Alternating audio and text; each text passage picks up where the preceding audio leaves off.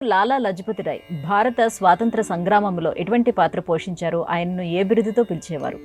బాగుందమ్మా. పంజాబు కేసరిని స్మరింతు గుణగణములను నేవరింతు. లాలా లజపతి రాయ్ అన్న పేరు విన్న వెంటనే పంజాబ్ కేసరి ఆయన యొక్క బిరుదమ్మ. కేసరి అంటే సింహం.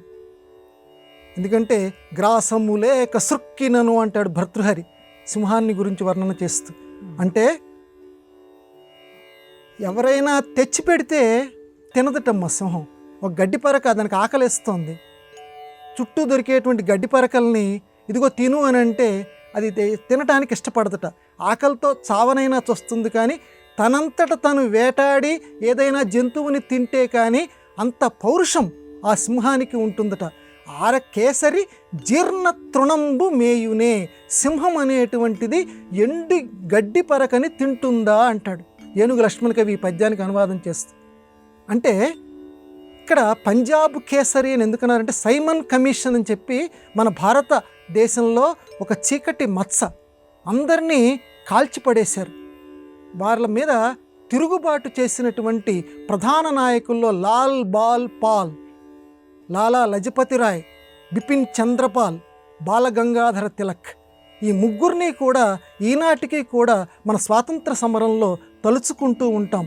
లాలా లజపతి రాయ్ ఎంత దేశ సేవ చేశాడంటే ఇప్పటికీ కూడా పంజాబ్ నేషనల్ బ్యాంక్ అంటాం చూడండి అమ్మ. ఇటు మామూలుగా లోకంలో ఉన్నటువంటి వ్యవహారాల్లో చక్కగా ఏ రకంగా తన దేశభక్తిని ప్రదర్శించాడో, లోకంలో ఉన్నటువంటి మన భారతదేశంలో ఉన్నటువంటి ఆర్థిక పరిస్థితిని బాగుపరచాలి అనేటువంటి ఉద్దేశ్యంతో పంజాబ్ నేషనల్ బ్యాంక్ కూడా స్థాపించినటువంటి వాడు లాలా లజపతి రాయ్. సైమన్ కమిషన్ వాళ్ళ యొక్క దుశ్చర్యల్ని వాళ్ళు గో బ్యాక్ అని నినాదం చేస్తూ ఉంటే లాఠీ దెబ్బలు కొట్టారమ్మ. మామూలుగా కొట్టలేదు. ఆ లాఠీ దెబ్బలకి లాలా లజపతి రాయ్ యొక్క ఆయు పట్లన్నీ ఎక్కడికక్కడ శిథిలం అయిపోయాయి. ఆయన అప్పుడు అన్నాడు ఒకట మాట, నన్ను కొట్టడం కాదు, ఈ నన్ను ఏదైతే కొడుతున్నారో ఇవి బ్రిటిష్ అనేటువంటి ఒక శవపేటిక మీద కొట్టేటువంటి మేకుల్లాగా ఈ గాయాలు అవుతాయి.